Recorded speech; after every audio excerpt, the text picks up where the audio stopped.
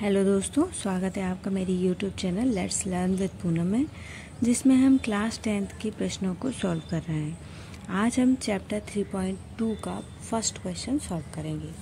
तो first question है, निम्न रैखिक समीकरण युग्म को प्रतिस्थापन विधि से हल कीजिए। तो आज हम जो विधि देख रहे हैं वो है प्रतिस्थापन विधि। तो इस विधि में सबसे पहले हम क्या करते हैं, दो समीकरण दिए रहते हैं। पहले समीकरण से हम किसी भी एक चर, जैसे कि x और y में से हम मान लेते हैं x चर का हम मान निकालेंगे और उस मान को हम दूसरे समीकरण में रख के दूसरे चर का मान निकाल लेते हैं। और फिर जो हमने दूसरे चर का मान निकाला है उसे हम पहले समीकरण के मान में फिर से रख के दोनों के अंकों में मान निकाल लेते हैं। केवल यही विधि है। तो देखिए, हम उसे करके देखते हैं। अब प्रतिस्थापन विधि में हम पहला समीकरण लेंगे सबसे पहले, जो कि है x plus Y equal to 14। अब इसमें हम मान निकालेंगे। सबसे पहले हम y का मान निकालते हैं, y equal to 14 minus x। इस तरीके से हमने पहले समीकरण से एक चर यानी y का मान निकाल लिया है। अब हम क्या करेंगे, इस y के मान को समीकरण नंबर 2 में रखेंगे।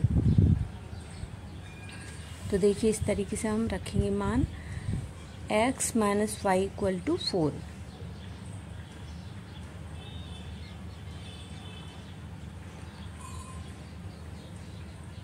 Minus Y equal to 4। तो हम जब मान रखेंगे तो हमें मिलेगा x माइनस 14 माइनस x रहेगा कोष्टक में इक्वल टू 4। अब कोष्टक है तो सॉल्व करने के लिए कोष्टक तो खोलना पड़ेगा। तो उसे खोलेंगे तो हमें मिलेगा x माइनस 14 और माइनस का जब माइनस से मल्टीप्लाई होगा तो प्लस बन जाएगा। तो प्लस का x इक्वल टू 4। x दो x है वो भी प्लस के हैं तो जुड़ जाएंगे, 2x बनेंगे। और माइनस का 14 प्लस के 4 के पास पक्षांतर होके जाएगा, वो भी प्लस का बन जाएगा।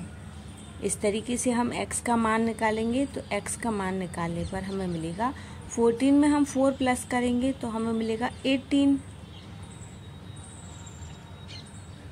और जो 2x है, इस x के साथ वाला 2 भी 18 के बटे में जाएगा क्योंकि पक्षांतर हो रहा है। तो ये नंबर कट के हमें मिलेगा 9। x का मान निकला 9। अब देखिए, जो हमने x का मान निकाला है इसको हम समीकरण नंबर 3 में रखेंगे। और समीकरण नंबर 3 में क्या है, समीकरण नंबर 3 में हमने y का मान निकाला था। उस मान में ही हम x का मान रख देंगे तो हमें वैल्यू प्राप्त हो जाएगी। y equal to 14 minus x। देखिए, अब हम क्या करते हैं, y इक्वल टू 14 माइनस का 9 घटाएंगे तो हमें मिलेगा 5। तो y की वैल्यू आई 5। इस तरीके से हमने क्वेश्चन सॉल्व कर लिया है। x की वैल्यू है 9 और y की वैल्यू है 5। देखिए, बड़ी आसानी से इस क्वेश्चन को सॉल्व कर लिया। ये विधि बहुत ही आसान विधि है, एक बार में ये समझ में आ जाती है। इसी विधि से हम इस क्वेश्चन का दूसरा पॉइंट भी सॉल्व करेंगे। देखिए, दूसरा पॉइंट है s माइनस का t इक्वल टू 3। समीकरण नंबर 2 है x अपॉन 3 प्लस का t अपॉन 2 इक्वल टू 6। पहला समीकरण और दूसरा समीकरण। अब पहले समीकरण की मदद से हमें किसी भी एक चर का मान निकाल लेना है। देखिए, हम कैसे निकालते हैं, विधि लिख लेते हैं। हम प्रतिस्थापन विधि से इन प्रश्नों को सॉल्व कर रहे हैं।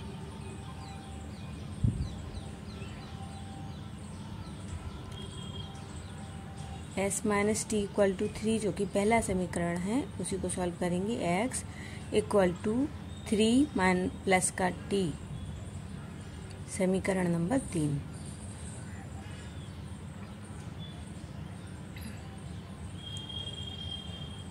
ये जो मान निकला है इसे हम समीकरण नंबर 2 में रखेंगे। समीकरण नंबर 3 का मान समीकरण नंबर 2 में रखने पर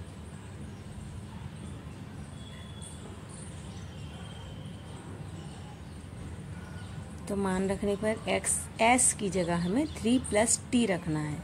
तो वो रखने पर हमें मिलेगा 3 प्लस t/3 प्लस का t/2 इक्वल टू 6। यहाँ हमें LCM लेना पड़ेगा। 3 और 2 का LCM आएगा 6। अब 3 का डिवाइड करेंगे 6 में, 2 टाइम्स डिवाइड जाएगा और 2 का ऊपर मल्टीप्लाई होगा। देखिए किस तरीके से, 2 ब्रैकेट 3 प्लस का t प्लस, अब इस 2 को हम 6 में डिवाइड देंगे तो 3 टाइम्स जाएगा, उस 3 का t में मल्टीप्लाई होगा तो 3t बनेगा इक्वल टू 6 रहेगा। अब देखिए अंदर मल्टीप्लाई करेंगे तो 2 का जब इधर 3 से मल्टीप्लाई करेंगे तो 2 3 जा 6 आएगा, प्लस का 2t फिर प्लस का 3t अपॉन का 6 इक्वल टू में भी 6 रहेगा।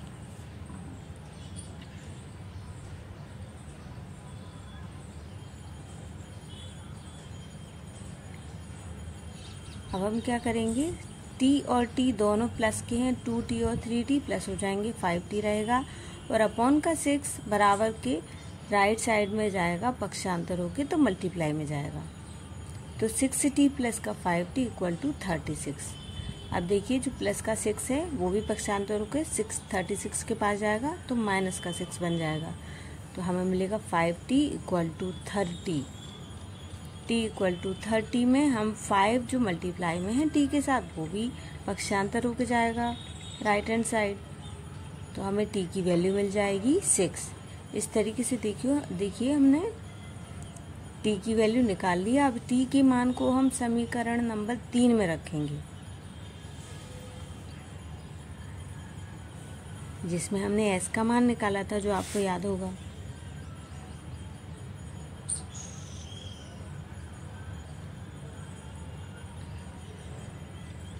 s इक्वल टू 3 प्लस का t, ये हमने मान निकाला था।